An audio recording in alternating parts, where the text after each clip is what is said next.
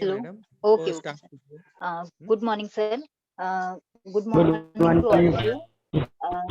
Okay, सुस्वागतम।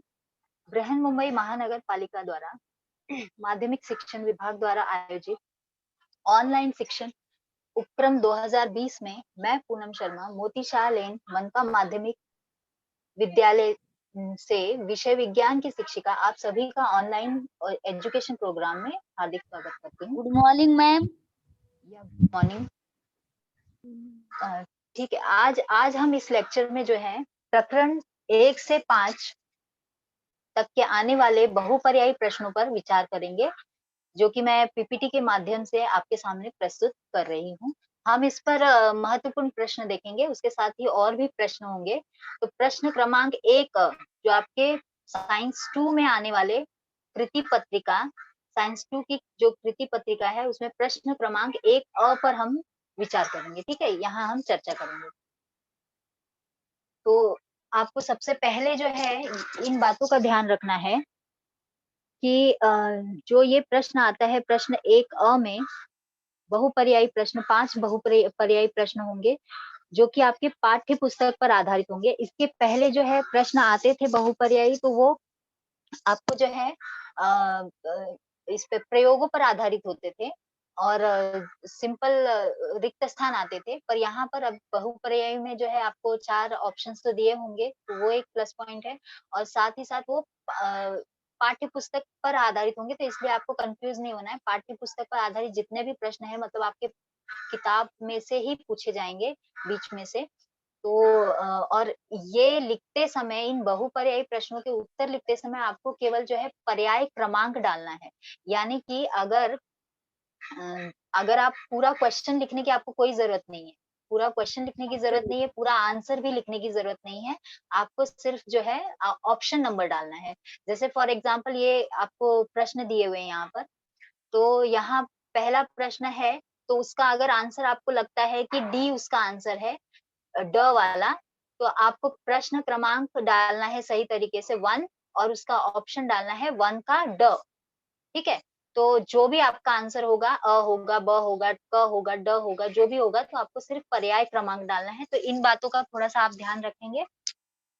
और बाकी जो है अगर हाँ, एक और बात है कि अगर आपको पर्याय क्रमांक आप अगर लिखते हो, तो आप वहां पर अगर आपको ऑप्शन समझ में नहीं आ रहा है और आप 2 आंसर लिख रहे हो या 3 आंसर लिख रहे हो, कि अ भी लिख रहे हो, ड भी लिख रहे हो, तो वहां पर आपको ध्यान देना है कि जो आपका पहला जो रिस्पॉन्स रहेगा, पहला जो आंसर आपने लिखा है वो उसी को सही माना जाएगा। तो इसलिए आपको जो है फर्स्ट जो आंसर है वो सोच समझ कर ही लिखना है, क्योंकि आप कितने भी आंसर वहां पर लिखेंगे, चॉइसेस लिखेंगे, लेकिन आपका फर्स्ट जो पहला रिस्पॉन्स होगा वही सही माना जाएगा। इसलिए यहाँ आपको ध्यान देना है कि आपको कटपिट नहीं करना है इसमें, वो जितना अवॉइड कर सकते हैं आप उतना कीजिएगा। ओके, तो पहला प्रश्न जो है हम यहाँ पर अभी देखते हैं बहुपर्यायी प्रश्न हमारे पाठ 1 से आनुवांशिकता और उत्क्रांति। इसमें पहला क्वेश्चन है, डार्विन ने डैश नामक पुस्तक प्रकाशित की। तो बच्चों डार्विन जो है इन्होंने प्राकृतिक चयन का सिद्धांत दिया, जो कि पहला जो ऑप्शन है आपको प्राकृतिक चयन का सिद्धांत। तो प्राकृतिक चयन का सिद्धांत जो अ ऑप्शन है वो उनका सिद्धांत था जो उन्होंने दिया था। तो यहाँ पर पूछा गया है कि डार्विन ने डैश नामक पुस्तक प्रकाशित की। तो जो उन्होंने प्राकृतिक चयन का जो सिद्धांत दिया था उसी के बारे में जो है उन्होंने अपने बुक में लिखा हुआ था। तो उनका जो बुक है वो ओरिजिन ऑफ स्पीसीज था। तो उनका जो बुक प्रकाशित हुआ था जिसमें उन्होंने प्राकृतिक चयन के सिद्धांत को स्पष्ट किया था कि जो सक्षम है वही सजीव जो है वो मतलब सफल हो पाएगा और वो अपना जो है सर्वाइवल कर पाएगा, प्रकृति में सर्वाइव कर पाएगा, एडजस्ट कर पाएगा। तो इसलिए ये यहाँ पर जो ऑप्शंस दिए हुए हैं कि प्राकृतिक चयन का सिद्धांत, ब है उत्परिवर्तन और क है फॉल ऑफ स्पैरो और ड है ओरिजिन ऑफ स्पीसीज। तो यहाँ पर बच्चों सही जो आंसर है आपका वो ड वाला है। तो आपको पर्याय क्रमांक डालना है 1 का ड। फिर इसके बाद हम अगले क्वेश्चन की तरफ बढ़ते हैं। दूसरा है, जॉर्ज बिडल तथा एडवर्ड टेटम जॉर्ज बिडल और एडवर्ड टेटम ने स्पष्ट किया कि प्रथिन की निर्मिति डैश के द्वारा होती है। तो यहाँ पर आपको पता होगा कि प्रथिन की निर्मिति के बारे में बात करें, यानी कि डीएनए, आपके मन में विचार आना चाहिए डीएनए। तो डीएनए जो है उसमें जनुक जो होते हैं वो डीएनए के द्वारा ही डीएनए कंसिस्ट करते हैं, मतलब उससे बने होते हैं। तो जनुकों में जो है प्रथिन की निर्मिति संबंधी भी क्या होते हैं, जानकारियां होती हैं। तो यहाँ पर जो सही आंसर होगा वो आपका होगा जनुक होगा, अ वाला ऑप्शन जनुक। तो बाकी के जो है कोशिका, ऊतक और अमीनो अम्ल, ये आंसर इससे रिलेटेड नहीं है। मतलब वो कोशिका के अंदर जो है आपका डीएनए, कोशिका के केंद्रक में जो है डीएनए होता है, और डीएनए जो है वो जनुक उसमें होते हैं, और जनुक से संबंधित जो है वो प्रथिन से निर्मित की जानकारी जो है वो जनुक रखते हैं। और माता पिता से जनुक जो है वो बच्चों में, जो गुणसूत्र होते हैं वो बच्चों में ट्रांसफर किए जाते हैं या अगली पीढ़ी में भेजे जाते हैं। तो इसलिए यहाँ पर इन्होंने प्रथिन की निर्मिति जो है वो डैश के द्वारा होती है। तो यहाँ सही ऑप्शन आपका होगा जनुक। उसके बाद नेक्स्ट है, थर्ड क्वेश्चन है, डीएनए के धागों पर पाए जाने वाली जानकारी आरएनए के धागों पर भेजने की प्रक्रिया को डैश कहते हैं। यह क्वेश्चन जो है आपको बार बार पूछता है, इम्पोर्टेंट क्वेश्चन है। प्रतिलेखन। हेलो, प्रतिलेखन। Yes yes. तो डीएनए के धागों पर पाए जाने वाली जानकारी आरएनए के धागों पर भेजने की जो प्रक्रिया है उसे प्रतिलेखन कहते हैं। यहाँ सही ऑप्शन, सही, आपने सही गेस किया। तो सही ऑप्शन आपका है क, प्रतिलेखन। और बच्चों, प्रतिलेखन की ये परिभाषा भी है। तो अगर यहाँ पर आपको परिभाषाएं भी इस पार्ट से पूछा जाता है, स्थानांतरण, भाषांतरण, प्रतिलेखन, उत्परिवर्तन, तो ये सब इम्पोर्टेंट परिभाषाएं भी हैं जो आपको ध्यान में रखना है। और ये प्रतिलेखन, यहाँ तो सही आंसर आपका क वाला है, प्रतिलेखन। तो हम थोड़ा सा इसके बारे में देख लेते हैं। डीएनए के धागों पर आरएनए की जानकारी जो है, मतलब डीएनए के धागों पर जनकों की श्रृंखला अनुसार आरएनए तैयार करने की जो प्रक्रिया होती है या वहां भेजने की जो प्रक्रिया होती है उसे प्रतिलेखन कहते हैं। स्थानांतरण, उसकी परिभाषा अगर हम देखेंगे तो एमआरएनए के एक सिरे से दूसरे सिरे तक राइबोसोम द्वारा एक ट्रिपलेट कोडॉन में क्या होता है, 3 का ग्रुप होता है, ठीक है, 3 कोड का ग्रुप होता है। तो उसके अंतर से सरकने की जो क्रिया होती है उसे स्थानांतरण कहते हैं। और भाषांतरण जो है उसमें एमआरएनए पर पाए जाने वाले कोडॉन के पूरक क्रम में एंटी कोडॉन टीआरएनए को एमआरएनए के पास आने की क्रिया को या भेजने की क्रिया को हम भाषांतरण कहते हैं। तो भाषांतरण में क्या होता है कि एमआरएनए पर जो ट्रिपलेट कोडॉन, जो कोडॉन पाए जाते हैं उसके पूरक, मतलब उसके अपोजिट में, ठीक है, तो उसके पूरक जो कोडॉन, पूरक क्रम में जो एंटी कोडॉन होते हैं, वह एंटी कोडॉन जो है, एंटी कोडॉन, उनको इसके पास अपना कोडॉन जो है वो एक एक ट्रिपलेट कोडॉन के अंतर से क्या होते हैं, आगे आगे भेजे जाते हैं, आगे आगे सरकते जाते हैं। इस क्रिया को हम स्थानांतरण कहते हैं। और उत्परिवर्तन जो है उसमें क्या होता है कि जनुक के न्यूक्लियोटाइड जो है, जनुक के न्यूक्लियोटाइड द्वारा अचानक, अगर कोई न्यूक्लियोटाइड मतलब वहां पर अचानक से जो है अपनी जगह अगर बदलता है, तो इस बदलने से, ये न्यूक्लियोटाइड द्वारा अचानक अपनी जगह बदलने के द्वारा जो छोटा सा परिवर्तन होता है उसे हम उत्परिवर्तन कहते हैं।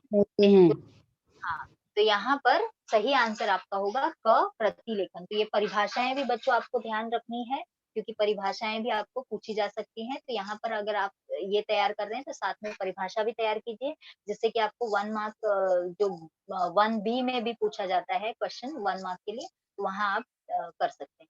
उसके बाद नेक्स्ट क्वेश्चन हम देखेंगे, उत्क्रांति अर्थात डैश है। तो उत्क्रांति, हाँ, क्रमिक विकास। जी हाँ, आपने अच्छा पढ़ाई करके आए हो, यस, और आपका ये रिवीजन भी हो चुका होगा काफी बार। तो ठीक है, उत्क्रांति अर्थात यहाँ पर सही आंसर है क्रमिक विकास, अ वाला ऑप्शन। तो क्रमिक विकास है। और उत्क्रांति अर्थात क्या होता है, उत्क्रांति मतलब क्या होता है बच्चों?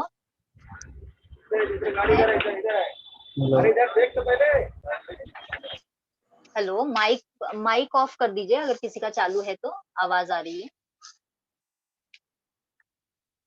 ओके। उत्क्रांति क्या होता है? उत्क्रांति यह बहुत ही धीमी गति से होने वाला एक क्रमिक परिवर्तन होता है। ठीक है, तो नाम से ही समझ में आ रहा है उत्क्रांति अर्थात क्रमिक विकास होगा, तो इसका सही आंसर वो होगा।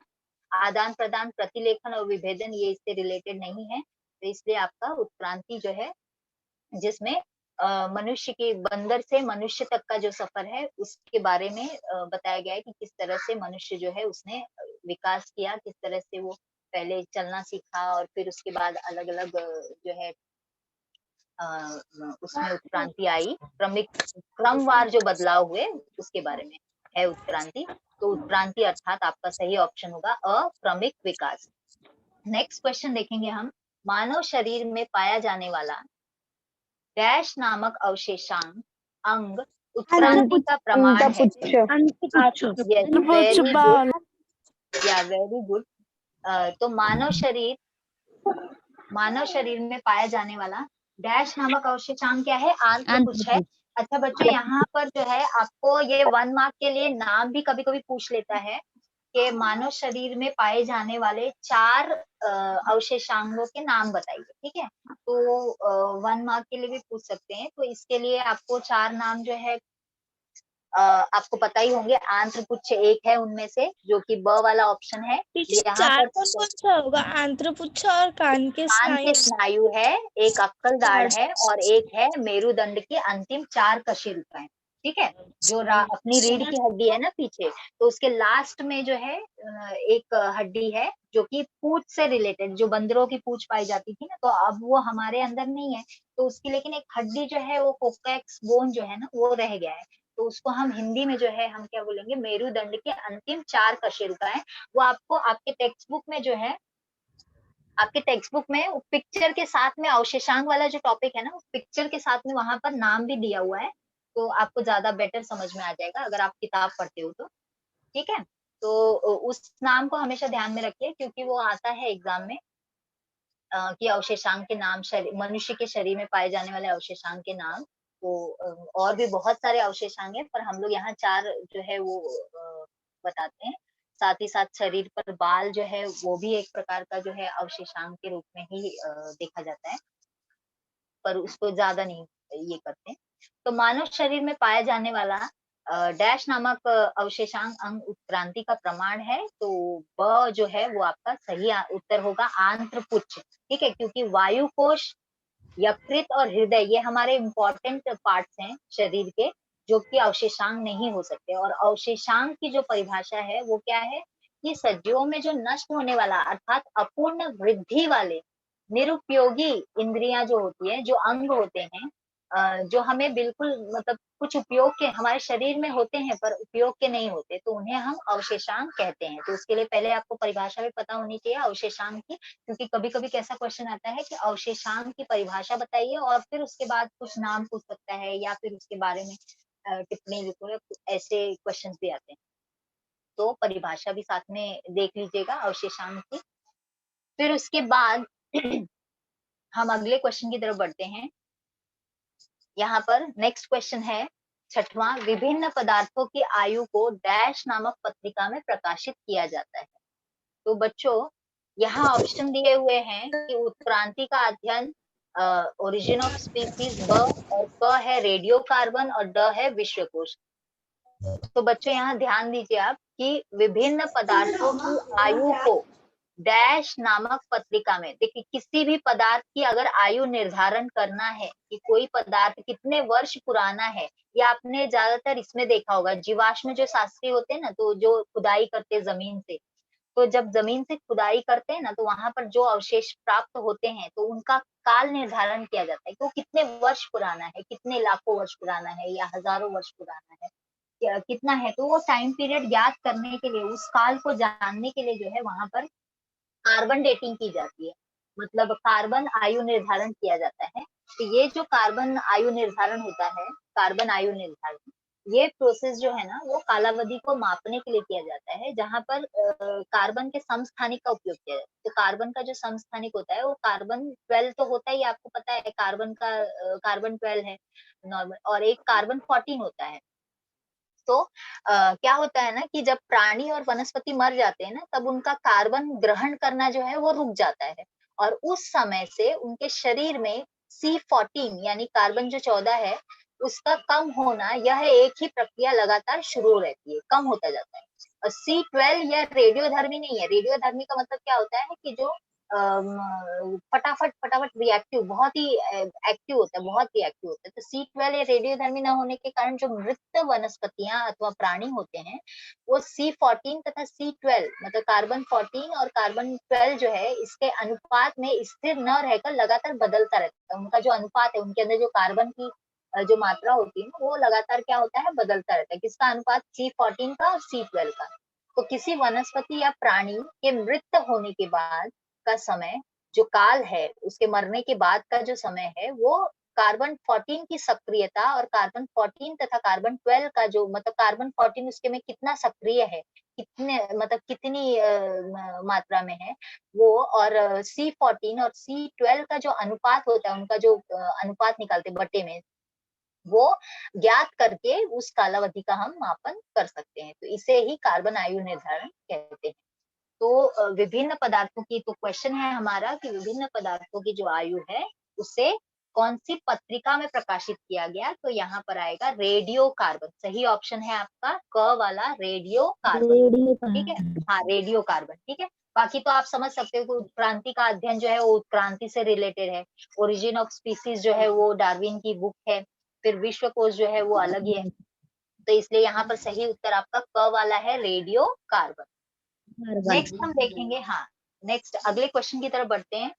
अचानक घटित होने वाले परिवर्तन का कारण ह्यूगोस द ब्रिज के डैश सिद्धांत के कारण पता चला।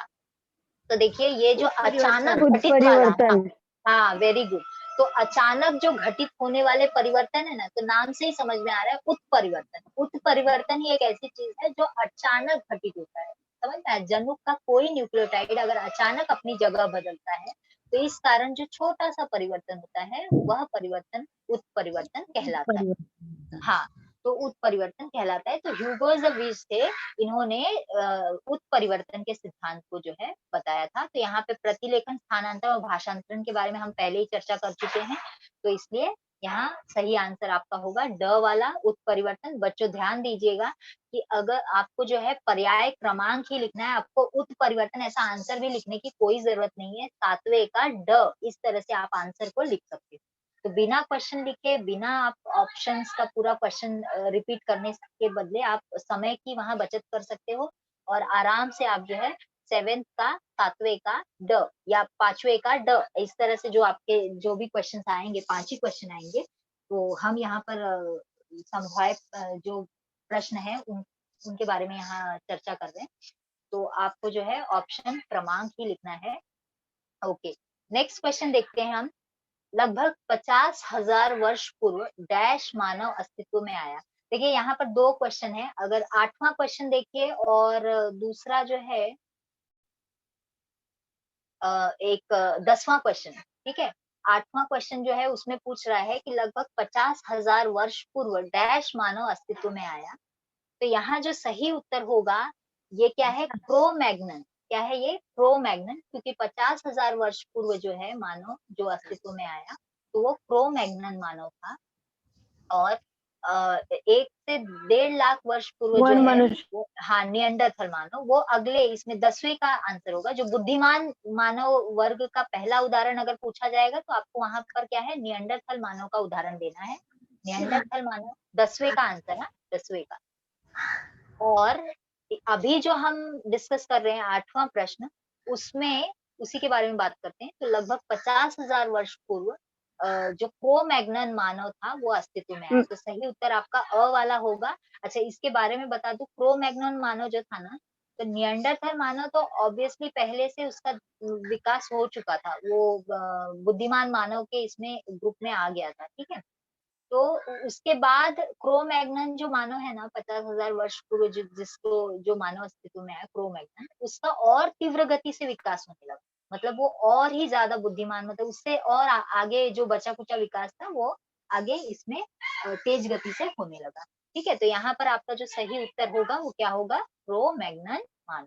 बाकी रामापिथिकस और ये सब जो है, तो अभी आपको जो है कुछ पोर्शन कट भी किया गया है, तो बच्चों ध्यान दीजिएगा, कुछ पोर्शन कट किए गए हैं। ये जो डायग्राम था ना आपका किताब में मानव उत्क्रांति में, जो बंदर से मनुष्य का जो सफर वो एक यस मैम। डायग्राम के थ्रू दिया गया है ना, तो ये डायग्राम 1-2 बार क्वेश्चन पूछा भी गया है, कृति पत्रिका में मिलेगी आपको, इसमें भी पूछा गया था।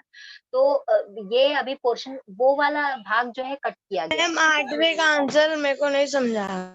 8वें का आंसर जो है आपको बोला गया है कि लगभग 50,000 वर्ष पूर्व।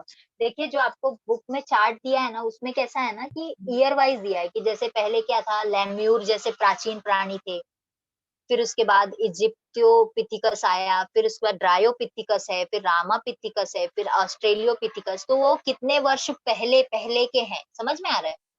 फिर ऑस्ट्रेलियोपिथिकस है, फिर कुशल मानव आया, फिर खड़ा, मतलब जैसे-जैसे विकास होता गया मनुष्य के अंदर, बंदर से जैसे-जैसे वो पहले झुक के चलता था, फिर आगे उसमें थोड़ा और विकास हुआ, थोड़ा सीधा खड़े रहने लगा, फिर रीढ़ की हड्डी उनकी सही हो गई, सीधी हो गई, फिर इस तरह से खड़ा चलने वाला मनुष्य हो गया। तो 15 लाख वर्ष पूर्व जो है मनुष्य खड़ा होकर चलने लगा।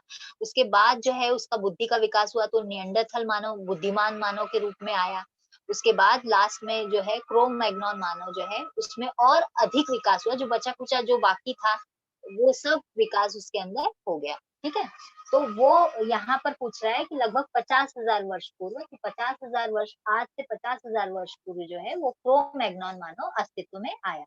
समझ में आया अभी आपको? Yes yes? Ma'am. Okay. Next देखिए, नेक्स्ट है लगभग 10,000 वर्ष पूर्व डैश जो है खेती करने लगा।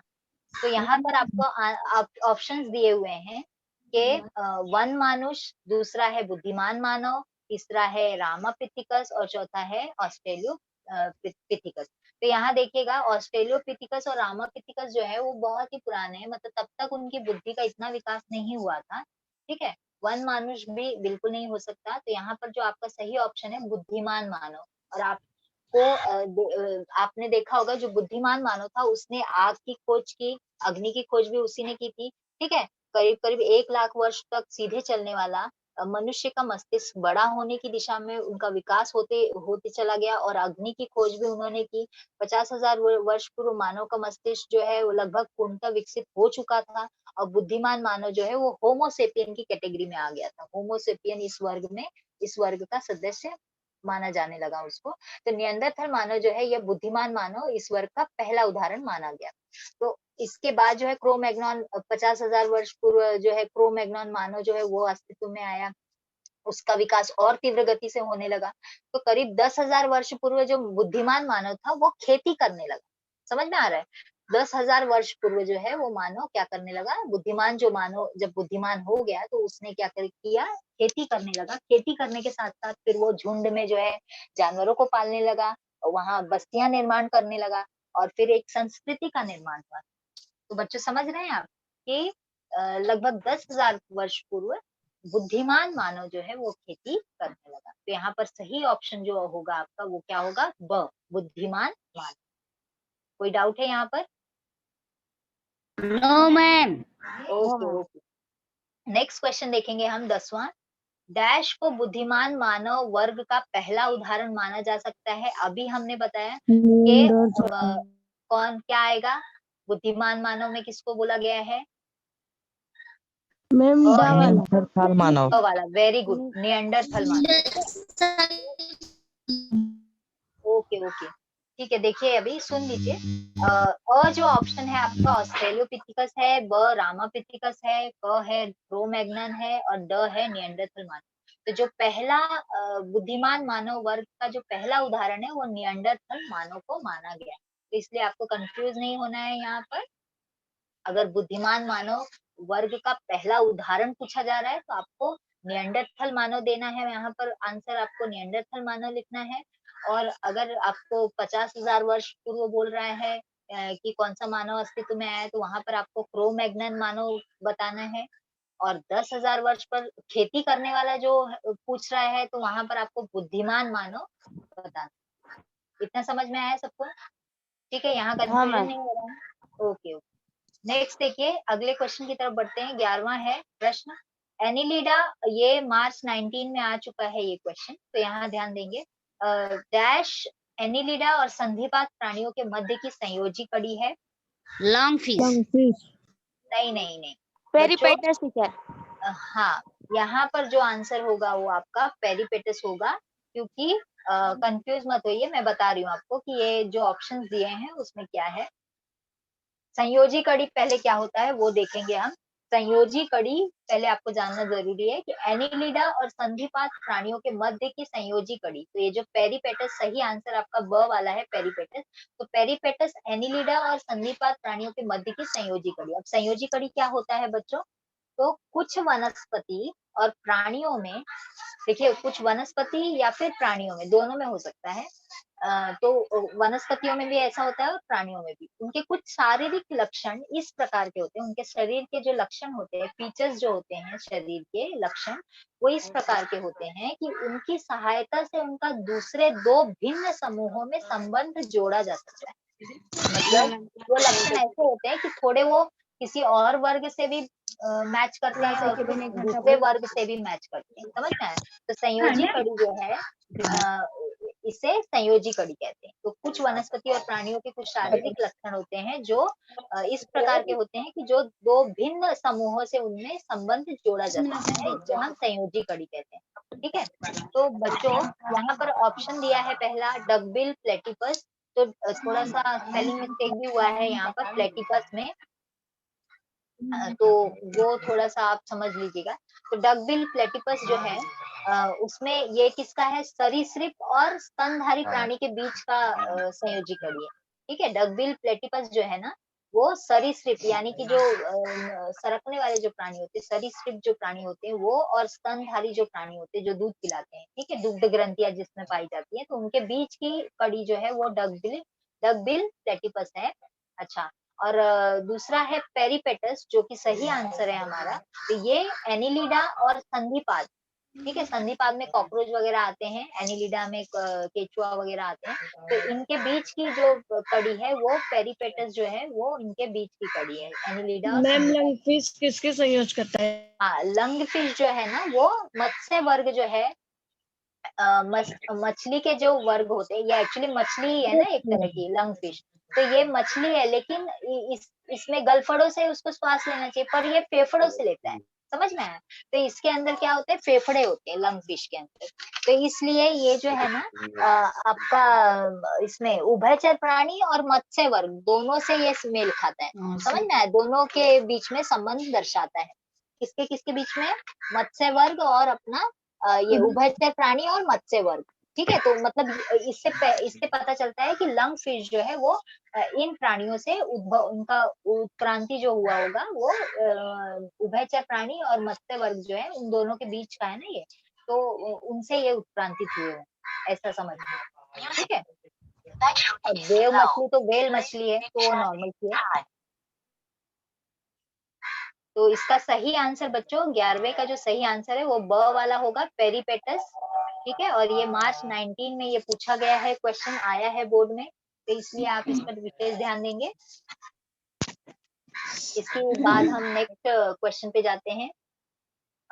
ओके, यहाँ हमारा पार्ट 1 खत्म हुआ। अब पार्ट 2, प्रकरण 2 में सजीवों में जीवन प्रक्रिया भाग 1 आपका दूसरा पार्ट है। तो यहाँ पर हम पहला क्वेश्चन लेते हैं, ग्लाइकोलाइसिस। ग्लाइकोलाइसिस की प्रक्रिया डैश में होती है। तो बच्चों ग्लाइकोलाइसिस जो है, हाँ नहीं नहीं गलत हो गया, तंतु कणिका नहीं है, बता रही हूँ। यहाँ पर जो है ग्लाइकोलाइसिस का जो प्रोसेस है, यस, कोशिका द्रव्य है। तो थोड़ा सा मैं एक्सप्लेन करती हूँ आपको। देखिए ग्लाइकोलाइसिस क्या होता है? ग्लूकोज का विघटन। ठीक है, ग्लाइकोलाइसिस जो है वो ग्लूकोज का विघटन है। तो अगर आपने ग्लूकोज का विघटन जो है प्रक्रिया उसको पढ़ा होगा ग्लाइकोलाइसिस का, तो आपको पता होगा कि ये प्रोसेस जो है वो कोशिका द्रव्य में होता है। ठीक है, तो कोशिका द्रव्य में होने वाली इस प्रक्रिया में ग्लूकोज के एक अणु का विभिन्न चरणों में क्या होता है, विघटन होकर पायरुविक अम्ल बनता है। क्या बनता है उसमें? तो ये देखिए आपको एक टेबल भी होगा ना, वो पूरा टेबल भी है जो याद करने के लिए, जो इम्पोर्टेंट टेबल है, जो बॉक्स टाइप में आता है, देखिए वो टेबल, वो बहुत इंपॉर्टेंट है, जो आपके स्वाध्याय के पीछे भी दिया हुआ है। तो वो टेबल में ग्लाइकोलाइसिस के पूरे वो चरण दिए हुए हैं, बॉक्सेस भरने हैं आपको, उसको सही करके भी लिखना होता है, ऐसे बोर्ड के एग्जाम में कई बार आया हुआ है वो। तो ग्लाइकोलाइसिस की जो प्रक्रिया है वो कोशिका द्रव्य में होती है। अच्छा, तंतु कणिका में क्या होता है ना, तंतु कणिका में जो ग्लाइकोलाइसिस की जो प्रोसेस होता है ग्लाइकोलाइसिस का, तो उसमें विभिन्न चरणों में जब ग्लूकोज का विघटन होता है तो पायरुविक अम्ल बनता है, फिर एटीपी बनता है और NADH2 और पानी, इन सभी के 2-2 अणु बनते हैं। बाद में इस प्रक्रिया में क्या होता है, जो पायरुविक अम्ल बना होता है ना, उसका पायरुविक अम्ल के अणु का एसिटिल कोएंजाइम ए इस अणु में रूपांतरण होता है। तो ये जो एसिटिल कोएंजाइम ए है, ये कहाँ पर बाद में एंटर करता है, वो तंतु कणिका में जाते हैं। समझ में आ रहा है बच्चों? तो ये एसिटिल कोएंजाइम ए जो है वो आगे जाकर तंतु कणिका में जाता है और फिर वहां पर क्रेब्स साइकिल जो है वो अभिक्रिया चलाई जाती है। तो क्रेब्स साइकिल वाला जो है पार्ट वो अलग है, क्रेब्स साइकिल का ट्राई कार्बोक्सिलिक अम्ल चक्र वो तंतु कणिका में होता है। तो हम यहाँ पर बात कर रहे हैं ग्लाइकोलाइसिस की। तो ग्लाइकोलाइसिस की जो प्रक्रिया है वो आपका कोशिका द्रव्य में होती है। ठीक है बच्चों? तो पहले का जो आपका सही ऑप्शन होगा वो अ होगा, कोशिका द्रव्य। तो ज्यादा यहाँ पर कंफ्यूज होने की जरूरत नहीं है, आपको ध्यान में रखना है कि ग्लाइकोलाइसिस जो प्रक्रिया है वो आपके कोशिका द्रव्य में होती है, और जो तंतु कणिका है वहां पर क्रेब्स साइकिल, मतलब जो पायरुविक अम्ल जब ग्लाइकोलाइसिस में बनता है तो वो आगे जाता है तंतु कणिका में। ठीक है, उसका रूपांतरण एसिटिल कोएंजाइम ए में होता है, वो आगे हम लोग देखेंगे।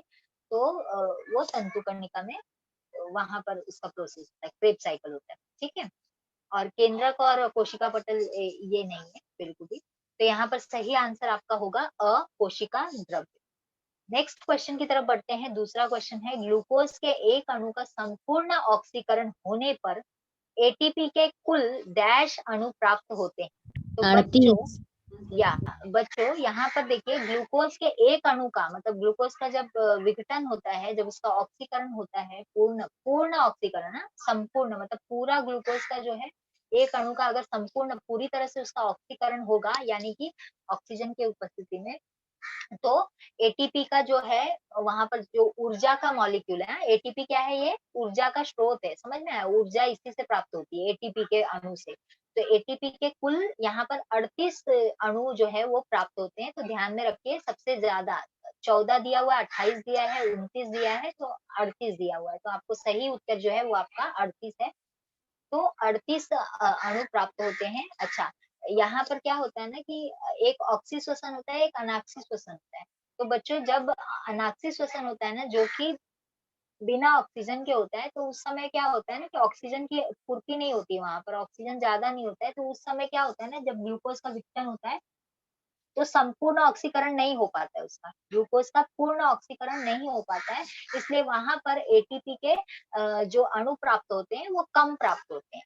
समझ में आया? और यहाँ जब पूर्ण ऑक्सीकरण होता है तो एटीपी के अधिक अणु जो है प्राप्त होते हैं, जो कि नंबर क्या है, 38 है। समझ में आ गया बच्चों? Yes ma'am. मैम एटीपी का फुल फॉर्म क्या है? एटीपी का जो फुल फॉर्म है ना वो आपका है एडिनोसिन ट्राइफॉस्फेट। ठीक है, एडिनोसिन में एक मार्क्स के लिए ट्राइफॉस्फेट। आता है ना फुल फॉर्म। हाँ हाँ हाँ, लेकिन अभी ना ये पोर्शन थोड़ा सा मतलब कट किया हुआ है ना, जो आपका बॉक्सेस में था ना, वो ना पोर्शन कट किया हुआ है। तो कुछ कुछ चीजें देखिए इसमें फिलिंग द ब्लैंक्स में दिया गया है, पर उसमें से अभी जैसे एटीपी का फुल फॉर्म जो है ना वो आपके बॉक्स में दिया हुआ था, जो आपके टेक्स्ट बुक में ना, तो वो थोड़ा अभी कैसे वो पोर्शन कट कर दिया गया है। तो कुछ चीजें जो थोड़ी सी कम हो गई हैं, तो आपके लिए आसान हो गया है। तो बहुत सारा चीजें नहीं, बहुत मतलब ऐसा नहीं पूछेंगे। जो बॉक्स वाला है वो आपका थोड़ा थोड़ा पोर्शन कट किया गया है। कुछ कुछ चीजें, कुछ डायग्राम है, कुछ सोचो, वो सब था ना, वो सब कट किया हुआ है। तो इसके लिए आपको ज्यादा नहीं वहां ध्यान नहीं देना है। तो ग्लूकोज के एक अणु का संपूर्ण ऑक्सीकरण होने पर एटीपी के कुल 38 अणु प्राप्त होते हैं। ये आपको सही उत्तर होगा ड वाला। ठीक है, नेक्स्ट क्वेश्चन की तरफ बढ़ते हैं। थर्ड क्वेश्चन है, ग्लाइकोलाइसिस के अंत में डैश के अणु बनते हैं। तो यहाँ देखिए बच्चों पायरुविक है, हाँ, पायरुविक है, रू है वो, लेकिन वो क जैसा दिख रहा है, वो प्रिंटिंग क लिखा हुआ है, प्रिंटिंग मिस्टेक हुआ है, तो आप समझ लीजिए बच्चों पायरुविक है, ठीक है, पायरुविक, हाँ पायरुविक होगा। तो ग्लाइकोलाइसिस के अंत में सही उत्तर भी आपका पायरुविक ही है। हेलो, आवाज आ रही है ना मेरी? हाँ ओके ओके, ठीक है, देखिए हाँ हाँ थोड़ा आप लोग अपना माइक बंद कीजिए, जब आपको कुछ रहेगा तो मैं पूछूंगी तब आप आंसर कीजिए, ठीक है? तो क्या होता है ना कि फिर आवाज बराबर नहीं आती। ओके, ग्लाइकोलाइसिस के अंत में डैश के अणु बनते हैं, तो पायरुविक होगा सही आंसर। बच्चों आपने सही गैस किया, ब है, पायरुविक है, ठीक है। यहाँ देखिए पहला जो ऑप्शन दिया है वो ग्लूकोज है, फिर एटीपी दिया हुआ है, ग्लाइकोजन दिया हुआ है, तो बच्चों ये सब नहीं होगा, आपका सही आंसर होगा पायरुविक। अब ये मैं बताती हूँ, अभी हमने बताया कि जो ग्लाइकोलाइसिस का जो प्रोसेस होता है बच्चों, तो उसमें ग्लूकोज का विघटन होता है। ग्लाइकोलाइसिस मतलब क्या? ग्लूकोज का विघटन। तो कोशिका द्रव्य विघटन। में जब ग्लूकोज का, हाँ, ग्लूकोज के एक अणु का जो है वो विघटन होता है, तो उसमें क्या बनता है? पायरुविक अम्ल बनता है, एटीपी बनता है, और NaDH2 के और पानी के, ये सभी के दो दो अणु बनते हैं। तो बाद में क्या होता है, इस प्रक्रिया में जो पायरुविक अम्ल बनता है उसके अणु का एसिटिल कोएंजाइम ए में इसमें रूपांतरण किया जाता है, और इस दौरान जो है कार्बन डाइऑक्साइड के दो अणु और NaDH2 के दो अणु बनते हैं। कि जब पायरुविक अम्ल जो है वो एसिटिल कोएंजाइम ए में रूपांतरित होता है, तो वहां पर कार्बन डाइऑक्साइड और इसके NaDH2 के दो दो दो अणु दोनों के बनते हैं। तो बच्चों यहाँ पर जो है आपका सही उत्तर है ब, पायरुविक। पायरुविक के अणु बनते। तो ये बात आप ध्यान में रखो कि ग्लाइकोलाइसिस बोला गया है, तो ग्लाइकोलाइसिस के अंत में आपको पायरुविक अम्ल जो है वो तैयार होता है, उसके अणु बनते हैं, ठीक है। नेक्स्ट देखेंगे हम अभी फोर्थ क्वेश्चन। फोर्थ क्वेश्चन देखेंगे, एटीपी को कोशिका का डैश कहा जाता है। तो एटीपी जो है उसको कोशिका का डैश कहा जाता है। एटीपी अभी मैंने बताया कि ये ऊर्जा का स्रोत होता है। जो एटीपी है ना, ऊर्जा का एक अणु है, ऊर्जा इससे मिलती है हमको, ऊर्जा का एक अणु है। तो यहाँ पर ऊर्जा से रिलेटेड क्या दिया है? ऑप्शन अ, ऊर्जा का चलन। तो ऊर्जा का मतलब स्रोत, ऊर्जा का समझ में चलन। आया? हाँ, जो ऊर्जा का चलन जो है वो आपका सही उत्तर है। तो ऊर्जा का स्रोत या ऊर्जा का चलन, तो ये आपका जो है एटीपी जो है वो कोशिका का क्या कहलाता है? पावर हाउस भी कहते हैं, मतलब माइटोकॉन्ड्रिया, तंतु कणिका का पावर हाउस भी बोलते हैं ऐसे एटीपी जो तंतु कणिका को। वहां पर एटीपी जो है वो जनरेट होती है ना, एटीपी बनती है। तो अभी क्या है यहाँ पर, एटीपी को जो है कोशिका का, क्योंकि कोशिका को जो ऊर्जा है वो कहाँ से मिलती है? एटीपी के द्वारा मिलती है। तो इसलिए एटीपी को कोशिका का क्या कहा जाता है? ऊर्जा का चलन भी कहा जाता है। तो अ जो ऑप्शन है आपका सही है। उसके अलावा दूसरे जो ऑप्शन दिए हुए हैं ब, वो टीचर का ईंधन, ग्लूकोज का भंडार, प्रोटीन का भंडार, तो ये सब से रिलेटेड है ही नहीं, ठीक है। तो एटीपी जो है, अभी आ रही है आवाज? हेलो, आ रही है आवाज? ओके। हाँ, आप लोगों ने, मल्टीपल लोगों ने जो है माइक ऑन रखेंगे ना, तो आवाज फिर ब्रेक होगी, तो बराबर सुनाई नहीं देगी। तो इसलिए आप माइक बंद रखिए, तो आपको आवाज बराबर से समझ में आएगी। आपको कुछ डाउट होगा तो आप लास्ट में पूछिएगा, ठीक है? ओके। देखते हैं हम, एटीपी को कोशिका का जो है डैश कहा जाता है। तो यहाँ पर अ जो ऑप्शन है आपका सही है, ऊर्जा का चलन। ओके, नेक्स्ट क्वेश्चन पे जाते हैं, पांचवे वाले पे। अर्ध गुणसूत्री विभाजन भाग एक। देखिए अर्ध गुणसूत्री जो विभाजन है ना, वो दो चरण है उसके, भाग एक और भाग दो, ठीक है बच्चों। तो यहाँ पर अर्ध गुणसूत्री विभाजन भाग एक के पूर्वावस्था की डैश अवस्था में क्या बोल रहा है कि अर्ध गुणसूत्री विभाजन भाग एक के पूर्वावस्था की डैश अवस्था में जनुकीय संयोग होता है। तो बच्चों ध्यान दीजिए, आपके टेक्स्ट बुक में भी ये लाइन दी हुई है कि अर्धगुणसूत्री विभाजन भाग 1 के पूर्वावस्था की अवस्थाएं नहीं दी हुई है, ठीक है, बस वो पिक्चर दिया हुआ है आपको, डायग्राम दिया हुआ है, तो उसमें पूरी तरह से नहीं दिया हुआ। अगर आप 21 उठा के देखेंगे तो आपको थोड़ा सा वो स्टेप्स बताए गए हैं उसमें कि पूर्वावस्था में जो है ना, पूर्वावस्था जो है वो बहुत ही बड़ी कालावधि तक के लिए जो है 4 भाग होते हैं। अर्धगुणसूत्री विभाजन भाग 1 में जो है 4 अवस्थाएं, 4 चरण में होते हैं। तो ये जो है केंद्र का विभाजन जो 4 चरणों में पूर्ण होता है। पूर्वावस्था, मध्यावस्था, पश्चावस्था और अंत्यावस्था। ठीक है बच्चों? तो यहाँ पर जो है समसूत्री विभाजन और अर्धसूत्री विभाजन दोनों में चारों अवस्थाएं सेम होती है, पूर्वावस्था, मध्यावस्था, पश्चावस्था और अंत्यावस्था। ठीक है? तो उसमें जो पूर्वावस्था है ना, वो अर्धगुणसूत्री विभाजन में क्या होता है कि पूर्वावस्था जो है ना, वो अधिक समय के लिए होता है, मतलब बड़ा प्रोसेस है वो। तो उसके अंदर उप अवस्थाएं होती हैं, उसके अंदर भी 5 उप अवस्थाएं होती हैं। तो उसमें से ये अवस्थाएं जो नीचे लिखा हुआ है ना, तनु सूत्र, युग्म सूत्र, स्थूल पट्ट, द्विपट्ट, तो ये जो अवस्थाएं है ना, वो पूर्वावस्था के अंदर ही है। ठीक है? पूर्वावस्था में ये अवस्थाएं दी हुई है। तो बच्चों ध्यान दीजिए कि यहाँ पर आपको ज्यादा उन अवस्थाओं के बारे में नहीं चर्चा करनी है, लेकिन अगर फिलिंग द ब्लैंक्स में ऐसा पूछा गया है तो यहाँ पर जो सही आंसर होगा, जहां पर जनुकीय संयोग होता है, तो पूर्वावस्था की स्थूल पट्ट, क वाला जो आंसर है ना, स्थूल पट्ट, ये वाली अवस्था में जनुकीय संयोग होता है। समझ में आया बच्चों? तो अर्धगुणसूत्री विभाजन भाग 1 के पूर्वावस्था की जो स्थूल पट्ट, ये जो अवस्था है, पूर्वावस्था में 5 अवस्थाएं होती है, तनु सूत्र, युग्म सूत्र, स्थूल पट्ट और ये द्विपट्ट और एक है पट्टिपट्ट। ठीक है? तो ये जो अवस्थाएं हैं, इनके बारे में आपको डिस्कस नहीं करना है, मतलब ये बहुत नहीं आएगा, इसलिए मैं उनको ज्यादा नहीं ब्रीफ में, मतलब विस्तार में नहीं बताऊंगी। सॉरी, लास्ट की जो 5वीं जो अवस्था है वो पारगति क्रम, यानी कि डाइकाइनेसिस। ठीक है? तो पारिगत क्रम है, पारगति क्रम। ठीक है? ये 5वीं अवस्था है उसकी। तो अभी बच्चों तनु सूत्र, युग्म सूत्र और स्थूल पट्ट, द्विपट्ट, ये 4 ऑप्शन दिए हुए हैं आपको। तो यहाँ पर ये पूर्वावस्था की उप अवस्थाएं, ठीक है, पूर्वावस्था जो है ना, उसके अंदर की ये उप अवस्थाएं हैं जो 5 भाग में डिवाइड किया गया है। तो तनु सूत्र में क्या होता है कि गुण सूत्रों का पहला क्या होता है, घनीभवन होने लगता है। शुरुआत में क्या होता है, वो घनीभवन मतलब कॉम्पैक्ट होने लगते हैं, तो घनीभवन होने लगता है। और उसके बाद युग्म सूत्र जो है, ये अवस्था में क्या होता है कि जो समजात जो गुणसूत्र होते हैं वो जोड़ियां बनाने लगते हैं। और स्थूल पट्ट जो अवस्था है, उसमें क्या होता है कि जो उनके ये होते हैं गुणसूत्र जो होते हैं, वो आदान प्रदान विनिमय के कारण गुणसूत्रों के मध्य में क्या होता है, जनुकीय संयोग होना स्टार्ट हो जाता है।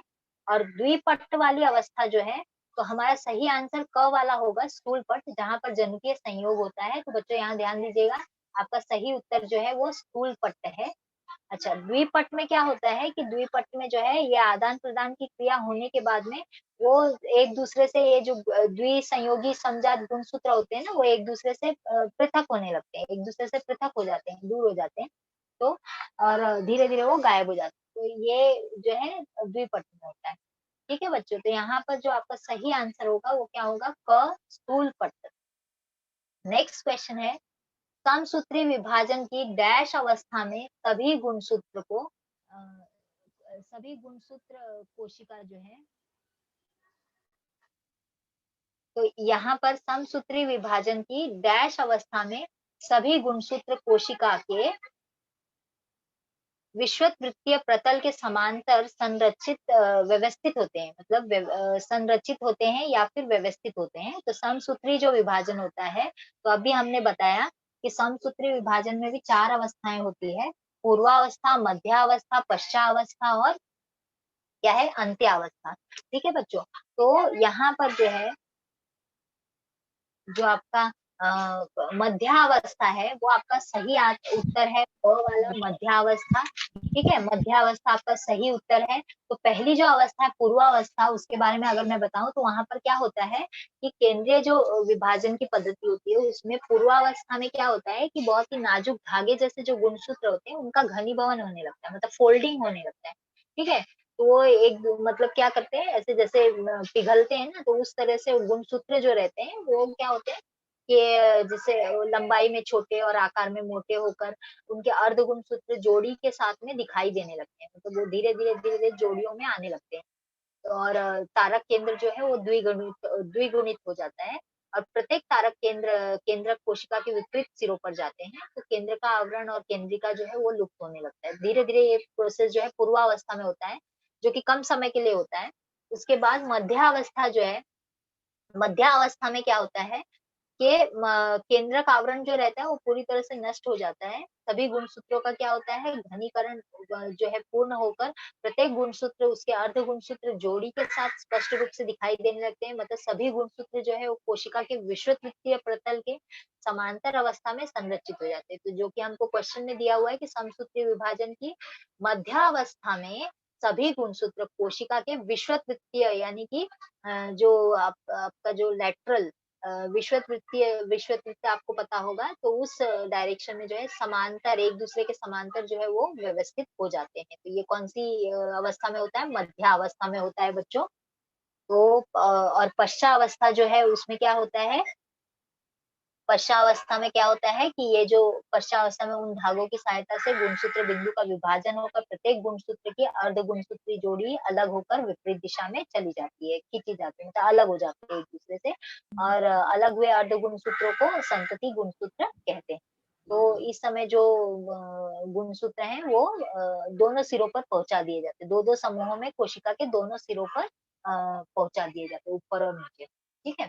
फिर इसके बाद में अंत्यावस्था जो होती है, ये अवस्था में क्या होता है कि कोशिका के दोनों सिरों पर पहुंचे हुए जो गुणसूत्र होते हैं वो क्या हो जाने लगते हैं, अब वो विसंगनित होकर या खुल जाते हैं, मतलब जो उनका फोल्डिंग होता है ना, फोल्ड हुए रहते हैं, वो खुल जाते हैं, जिससे वे फिर से नाजुक धागे के जैसे पतले होकर धीरे धीरे गायब होने लगते हैं।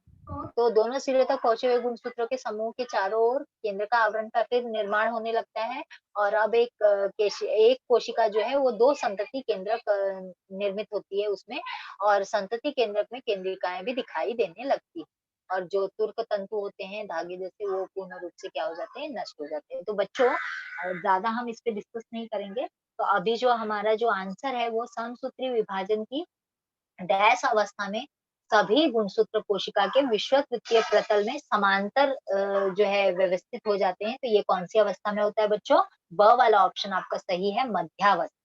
ठीक है, ब वाला ऑप्शन जो है वो आपका राइट आंसर है, मध्यावस्था। नेक्स्ट क्वेश्चन की तरफ बढ़ते हैं। कोशिका का प्रद्रव्य पटल, जीव द्रव्य कला भी कहते हैं इसे, तैयार करने के लिए डैश के अणु की आवश्यकता होती है। तो कोशिका का प्रद्रव्य पटल जो है, यानी कि जो दीवार होती है जो कोशिका की, उसे तैयार करने के लिए, तो ये देखो इसका एक ही आंसर होगा, फॉस्फोलिपिड।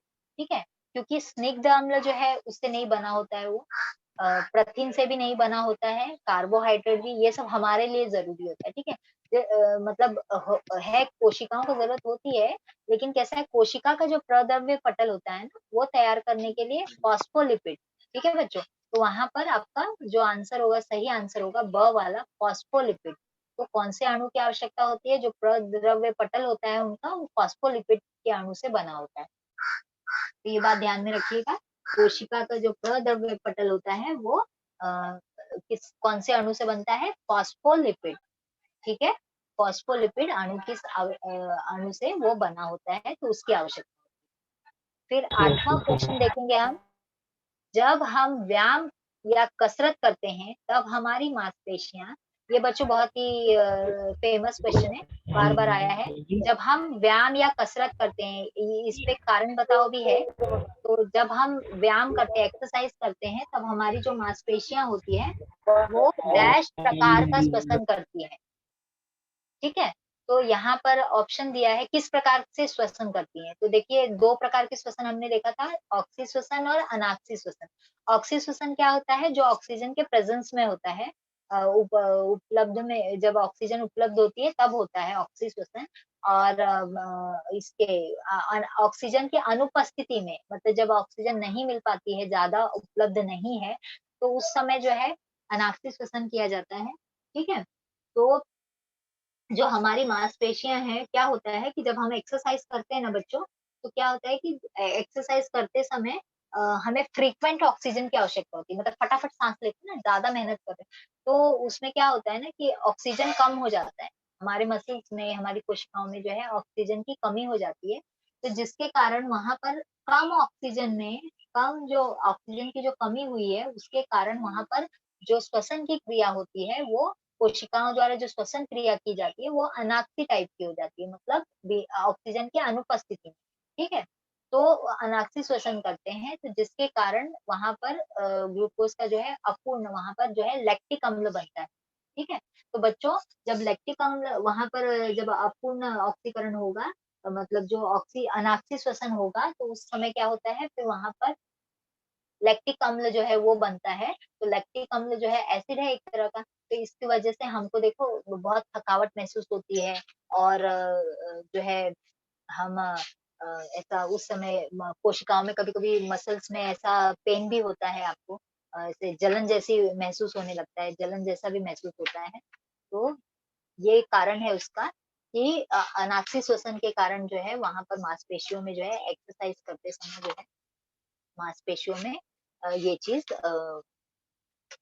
मांसपेशियों में जो है हमारा अनाक्सी टाइप का श्वसन होता है, जिसके कारण हमको पेन होता है कभी-कभी, और जो है लैक्टिक अम्ल वहाँ पर बनता है, जिसके कारण हमको जलन महसूस होती है या फिर वहाँ दर्द उठता है, ठीक है?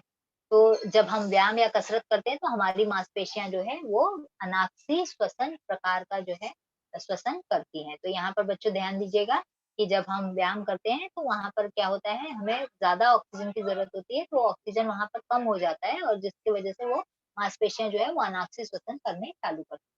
यहाँ पर सही उत्तर होगा आपका ब वाला, अनाक्सी श्वसन, अनाक्सी श्वसन। ठीक है? हाँ, ठीक है। फिर इसके बाद नेक्स्ट क्वेश्चन देखते हैं 9th वाला। अत्यधिक मात्रा में कार्बोहाइड्रेट का सेवन करने पर कार्बोहाइड्रेट शरीर में यकृत तथा मांसपेशियों में डैश के स्वरूप में इकट्ठा होती है। तो बच्चों, यहाँ पर बोला गया है कि अत्यधिक मात्रा में कार्बोहाइड्रेट का सेवन, जब हम अधिक मात्रा में कार्बोहाइड्रेट यानी कि कार्बोज जो पदार्थ होते हैं उनका अगर सेवन करते हैं, खाते हैं उनको, तो कार्बोहाइड्रेट जो है वो शरीर में ज़्यादा, देखिए कोई भी चीज़ अगर हम ज़रूरत से ज़्यादा खाते हैं, तो ऑब्वियस है कि वो चीज़ हमारा जितना ज़रूरत है हमारे शरीर को उतना वो ले लेगा, ठीक है? और उसके अलावा जो बचा होगा, वो क्या होगा, स्टोर करके रखा होगा, मतलब जमा कर दिया जाता है, एक जगह पे जमा कर दिया जाता है, ठीक है? तो किसी रूप में जमा करके रखा जाता है ना, किसी भी रूप में रखा जाता है।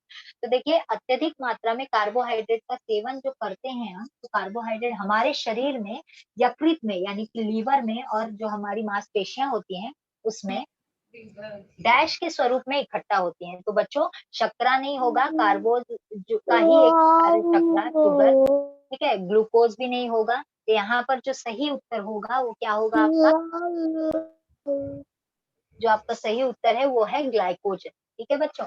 तो ग्लाइकोजन के रूप में जो है वो इकट्ठा करके रखा जाता है। प्रोटीन भी नहीं होगा, प्रोटीन, प्रोटीन मतलब प्रोटीन, इंग्लिश में बोलते हैं उसको प्रोटीन, ठीक है? तो अत्यधिक मात्रा में अगर कार्बोहाइड्रेट का हम सेवन करते हैं, और कार्बोहाइड्रेट शरीर में जो है वो यकृत और मांसपेशियों में जो है ग्लाइकोजन के रूप में इकट्ठा होता है। तो क वाला जो हमारा ऑप्शन है, क वाला वो सही आंसर है, क वाला, ठीक है? ग्लाइकोजन। समझ में आया बच्चों? तो अत्यधिक मात्रा में अगर कार्बोहाइड्रेट, आप ये भी जान लीजिए, आपके लिए भी ये आवश्यक है जानना कि अगर हम कार्बोहाइड्रेट अधिक सेवन करते हैं तो उसका वो कार्बोहाइड्रेट जो एक्स्ट्रा होता है वो हमारे यकृत में, लीवर में और मांसपेशियों में जो है वो ग्लाइकोजन के रूप में इकट्ठा करके रखा जाता है, ठीक है? नेक्स्ट क्वेश्चन देखेंगे हम। 10वां, रासायनिक दृष्टिकोण से जीवन सत्व B2 डैश होता है।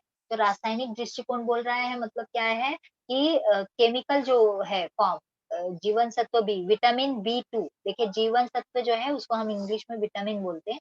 तो विटामिन B2 जो है, देखिए किसी किसी नहीं, बहुत सारे लोगों में जब विटामिन की कमी हो जाती है तो उनको बाहर से सप्लीमेंट लेना पड़ता है विटामिन, ठीक है? तो विटामिन B12 लेते हैं, बहुत सारे लोग लेते होंगे, B12 लेते होंगे, और बहुत सारे विटामिन बी के बहुत सारे प्रकार हैं। तो जीवन सत्व जो B2 है, ध्यान रखिए B2 बोला गया है, हाँ? तो जीवन सत्व B2 जो है ना, वो राइबोफ्लेविन का रासायनिक ये कॉम्बिनेशन है। तो जीवन सत्व B2 जो है वो राइबोफ्लेविन, अ वाला जो ऑप्शन है राइबोफ्लेविन, ये होता है रासायनिक दृष्टि से जीवन सत्व B2 जो है वो क्या होता है, राइबोफ्लेविन होता है। ठीक है।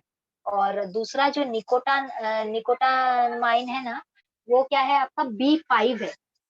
तो अगर उसको पूछा जाए तो वो क्या है, जीवन सत्व B5 है। तो B5 जो है उसको, उसका रासायनिक जो नाम है, रासायनिक दृष्टि से हम उसको क्या बोलेंगे, निकोटिनामाइड। ठीक है। तो ये जो है हमारा क्या है, जीवन सत्व B5 है। और B2 जो है, क्वेश्चन में क्या पूछ रहा है, B2 पूछ रहा है। तो रासायनिक दृष्टिकोण से जीवन सत्व B2 जो है वो क्या है, राइबोफ्लेविन। तो बच्चों सही उत्तर है इसका राइबोफ्लेविन। ओके। और बाकी का जो है पेंटोथेनिक अम्ल और साइनोकोबैक्टेरियमाइन, ये सब जो है इससे रिलेटेड है। तो रासायनिक दृष्टिकोण से जीवन सत्व B2 जो है वो आपका राइबोफ्लेविन होता है। नेक्स्ट क्वेश्चन देखेंगे हम, 11वां वाला, कायिक कोशिका और मूल कोशिका। तो कायिक कोशिका और मूल कोशिका, कायिक कोशिका वही होती है जो हमारे शरीर की जो कोशिकाएं होती है, जो विभाजित होती है, तो कायिक कोशिका। और मूल कोशिका जो है डैश विभाजन द्वारा विभाजित होती है। तो ये मार्च 19 में क्वेश्चन आया हुआ है, इम्पोर्टेंट क्वेश्चन है। मार्च 19 में ये पूछा गया है। तो बच्चों यहाँ पे ऑप्शन दिया है अर्धसूत्री, समसूत्री, मुकुलन और क्लोनिंग। तो आपको दिखाई दे रहा होगा यहाँ पर अर्धसूत्री, समसूत्री, मुकुलन और क्लोनिंग। तो बच्चों हमने अभी डिस्कस किया अर्धसूत्री और समसूत्री जो है, इसका जो सही उत्तर है वो समसूत्री है। तो अर्धसूत्री और समसूत्री के बारे में, हाँ समसूत्री सही आंसर है। तो अर्धसूत्री और समसूत्री के बारे में अभी ऊपर हमने ये डिस्कस किया कि इसकी 4 अवस्थाएं होती है, पूर्वावस्था, मध्यावस्था, पश्चावस्था और क्या अंत्यावस्था। होता है? हाँ हाँ। तो वो एक एक अवस्थाएं जो है वो अभी वापस डिस्कस नहीं करेंगे। यहाँ पर समसूत्री जो विभाजन होता है उसमें ये कायिक कोशिका और मूल कोशिका जो है इसके द्वारा, समसूत्री विभाजन के द्वारा जो है वो ये विभाजित होती है। ठीक है बच्चों। तो यहाँ पर, और मुकुलन तो मालूम है आपको, ये अलैंगिक पद्धति है मुकुलन वाली। और क्लोनिंग जो है वो भी, उसमें क्या होता है, क्लोनिंग में क्या होता है कि जो सजीव होते हैं वो एक दूसरे से समान होते हैं, मतलब एकदम सेम रूपरेखा उनकी सेम होती है, एकदम सेम टू सेम, हूबहू उनकी प्रतिकृति तैयार करने की जो प्रक्रिया होती है उसे क्लोनिंग कहते हैं। ठीक है। जैसे एक इंसान है तो उसकी same to same photo copy समझ लीजिए, वो तैयार करना ही क्लोनिंग होता है।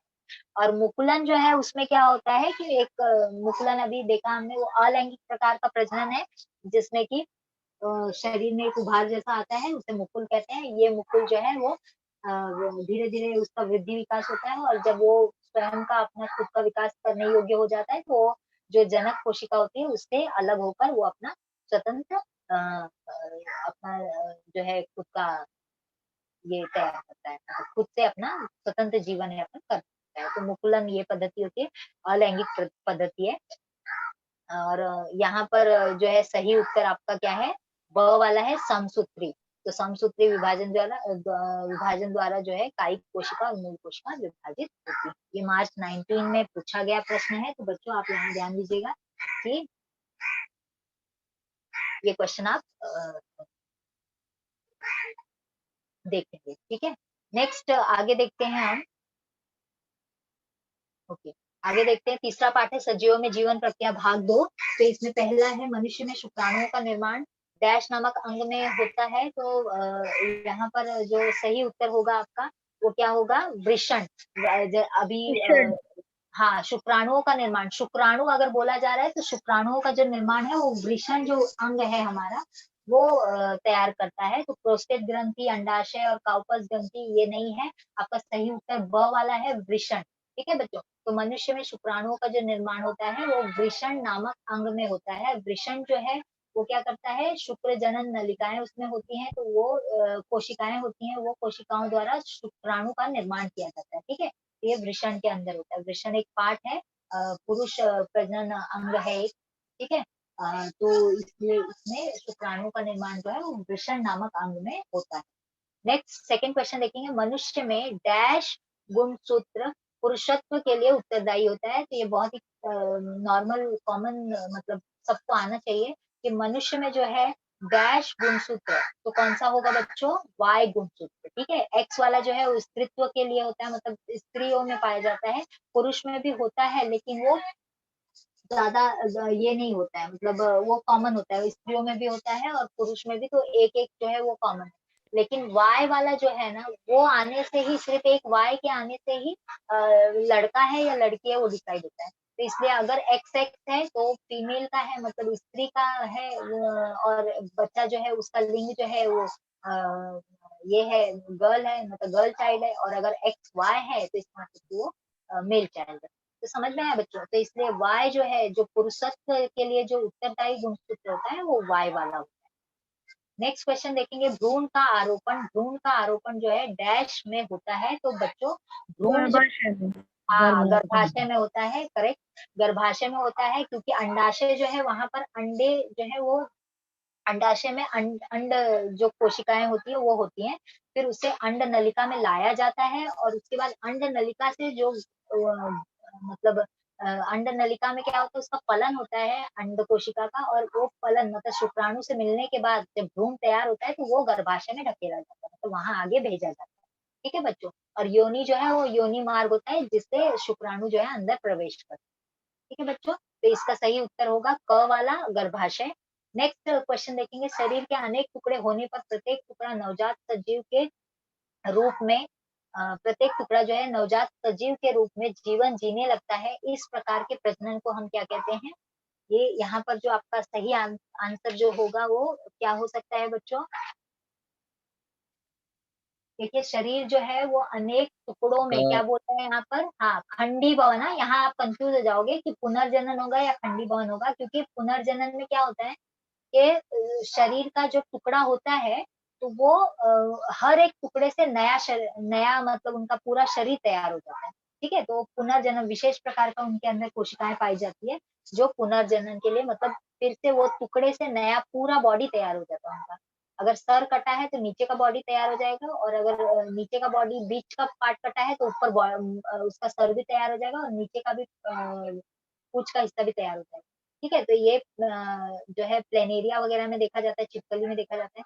अच्छा, खंडी भवन, यहाँ पर हम स्पाइरो वगैरह के बारे में बात कर रहे हैं। शरीर के अनेक टुकड़े होने पर, खंड होने पर, हर एक जो टुकड़ा है वो नवजात सजीव के रूप में जीवन जीने लगता है, तो इस प्रकार के प्रजनन को क्या कहते हैं बच्चों?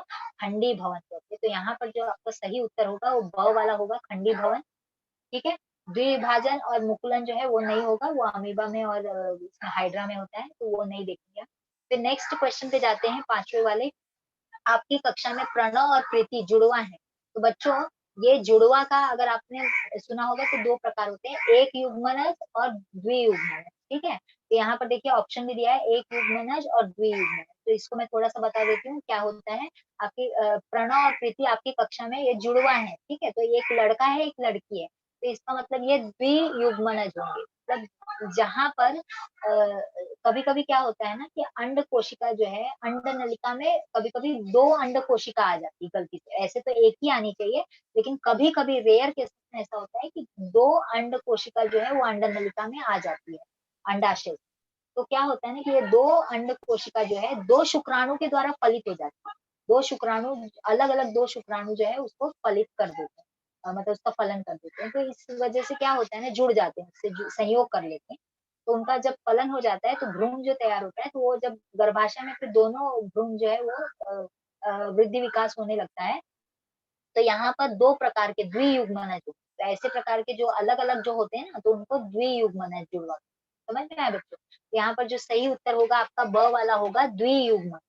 ठीक है बच्चों, तो एक युग्मनज जो है जहाँ पर एक ही होता है, मतलब एक ही अंडे को दो शुक्राणु अगर गलती से जो है फल को संयोग करते हैं, तो जो है वो बहुत रेयर केसेस में होता है, तब वहां जुड़े हुए बच्चे पैदा होते हैं। देखो, जुड़े होते हैं ना एक दूसरे से, तो वो एक युग्मनज कहते हैं। और ये जो दो अलग अलग हुए ना, मतलब दो अलग अलग अंड कोशिका की दो अलग अलग शुक्राणुओं ने उसको फलित किया, तो इसलिए यहाँ पे द्वियुग्मनज जुड़वा। तो आपका सही उत्तर ब वाला होगा, पांचवे का ब। ठीक है, फिर इस बार नेक्स्ट छठवां है, ऊर्ध्वाधर द्विभाजन। ऊर्ध्वाधर द्विभाजन डैश में दिखाई देता है, तो बच्चों यहाँ पर ऊर्ध्वाधर द्विभाजन जो है वो किसमें दिखाई देता है?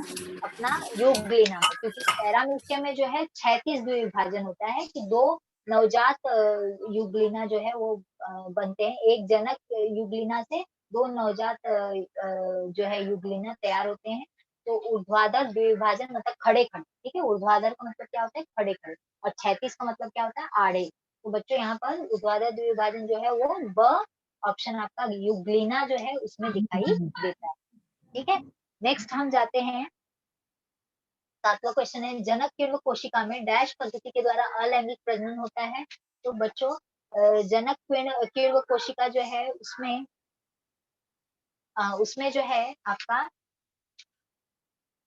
उसमें जो है आपका क्या है कि जनक किण्व कोशिका में डैश पद्धति के द्वारा अलैंगिक प्रजनन होता है, ठीक है।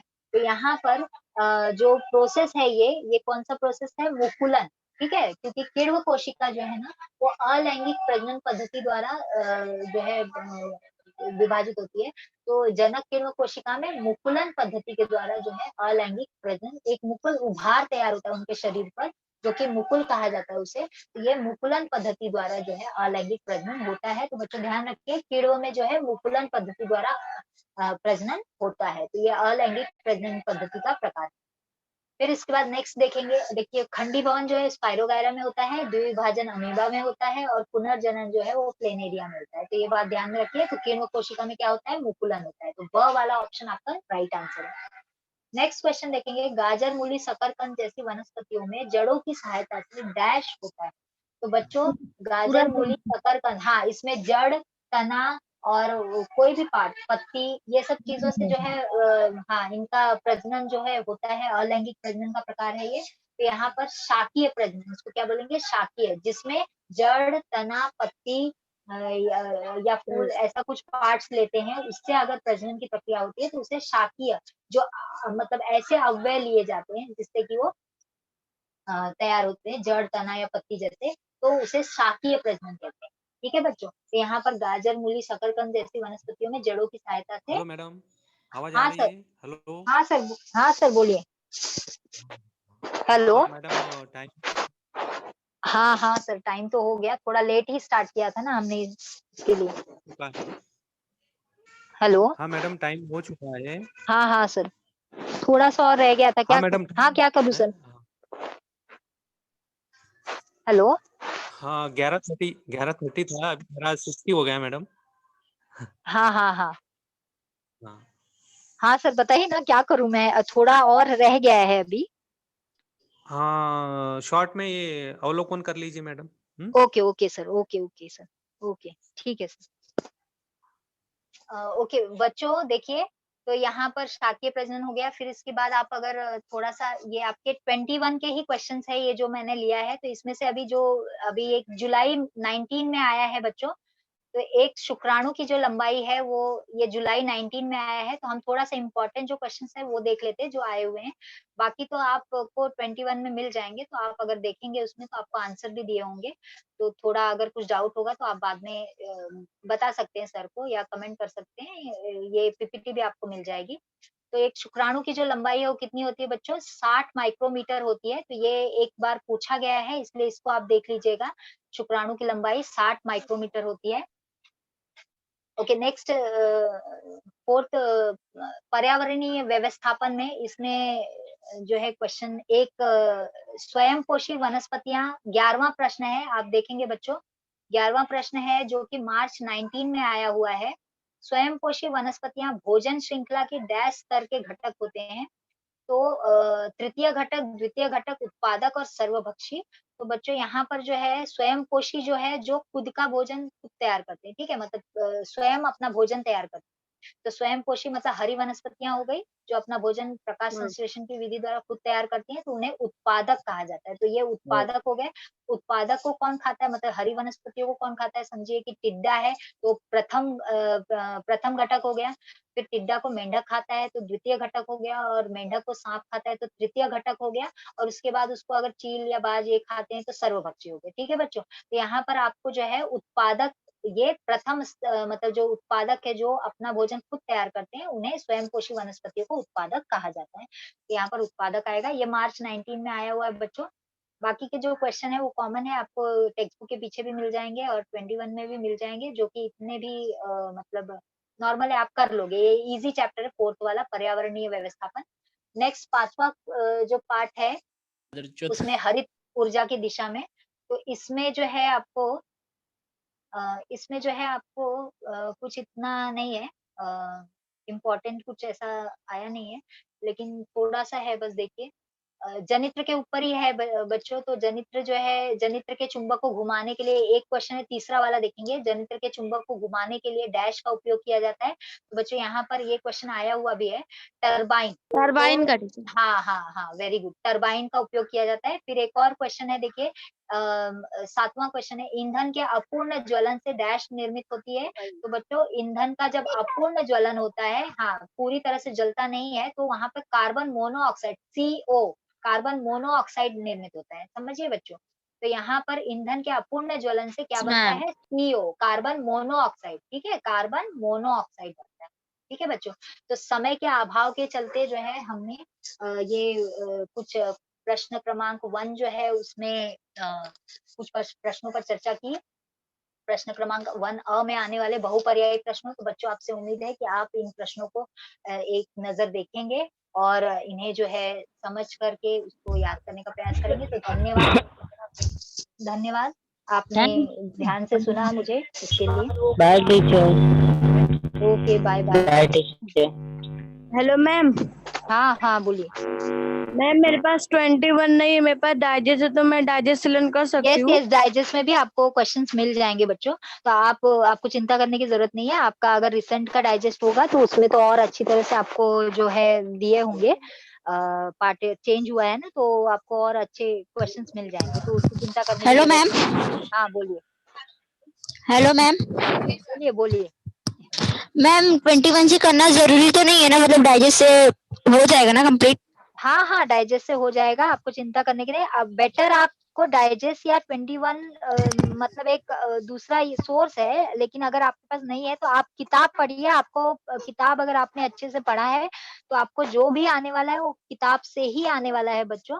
तो इसके लिए आपको ऐसा मैं रिकमेंड नहीं करूंगी कि आप इसमें जाइए। कृति पत्रिका आपके पास क्वेश्चन बैंक होगा, उसको भी अगर आप पूरे 5 क्वेश्चन बैंक अच्छे से तैयार कर लेते हो तो हर टाइप के क्वेश्चन उसमें आ जाएंगे। तो आप किताब अच्छे से पढ़िए, आपको अगर किताब का नॉलेज है, किताब अच्छी तरह से आपने पढ़ा है, तो आपको उसी में से आएंगे, ठीक है। हाँ बच्चों, इस टॉपिक से संबंधित कोई क्वेश्चन पूछना है आपको? No sir. हाँ, धन्यवाद मैडम, थैंक यू। हाँ सर, सॉरी, थोड़ा सा टाइम ज्यादा हो गया, थोड़ा हमने लेट भी स्टार्ट किया था, इसके लिए थोड़ा टाइम और ज्यादा भी हो गया। ओके, उसके लिए आप उतना बेयर किया मुझे, इसलिए धन्यवाद नहीं, कोई आपको भी। बात नहीं मैडम। हाँ, thank you miss, thank you. Okay.